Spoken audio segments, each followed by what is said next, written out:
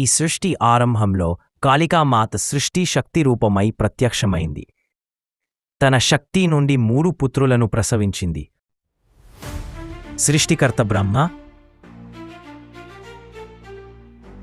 పరిరక్షకుడు విష్ణు, సంహారకుడు శివుడు. ఈ త్రిమూర్తులు కలిసి విశ్వధర్మచక్రాన్ని నడిపిస్తారు. స్వయంభూ బ్రహ్మ విష్ణుని నాభిలోంచి పుట్టిన కమలంపై సృష్టికర్త అయిన బ్రహ్మ ప్రత్యక్షమై లోకములను, జీవరాశులను సృష్టిస్తాడు. బ్రహ్మ తన శక్తి స్వరూపమైన సరస్వతీదేవిని వివాహం చేసుకుంటాడు.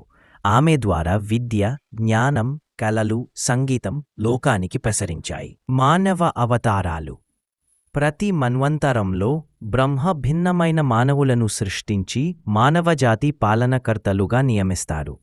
చతుర్కుమారులు బ్రహ్మ మనస్సులోంచి పుట్టిన బాలసన్యాసులు, భక్తి మరియు జ్ఞానం ప్రసారకులు. దక్ష ప్రజాపతి సృష్టించిన శక్తివంతుడు. ప్రథమ మనువు బ్రహ్మ యొక్క ప్రత్యక్ష అవతారం.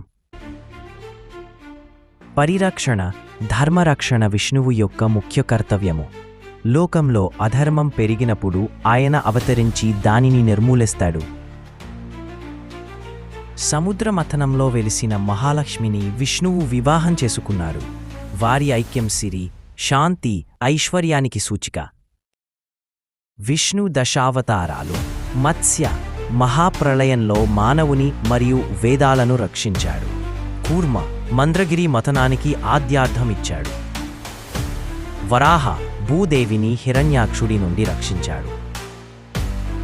నరసింహ ప్రహ్లాదుడిని రక్షించి హిరణ్యకశిపును సంహరించాడు. వామన బలిచక్రవర్తి గర్వాన్ని దహించాడు. పరశురామ అధర్మిక క్షత్రియులను నశింపజేశాడు. రామ రాక్షసరాజు రావణుని సంహరించి ధర్మస్థాపన చేశాడు. కృష్ణ భగవద్గీత ఉపదేశించి మహాభారత యుద్ధంలో ధర్మాన్ని స్థాపించాడు. బుద్ధ కరుణ మార్గాన్ని లోకానికి చూపించాడు. కల్కి కలియుగమంతన్యలో అధర్మాన్ని పూర్తిగా నాశనం చేస్తాడు. లోక సంహారం, పాప సంహారం, తపస్సు, ధ్యానం ఇవన్నీ శివుడి మహత్తర కర్తవ్యాలు.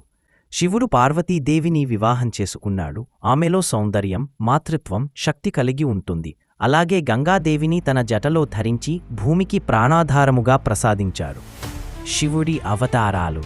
వీరభద్ర సతీ దహనానికి కోపంతో జటలోంచి పుట్టిన శక్తిమంత యోధుడు.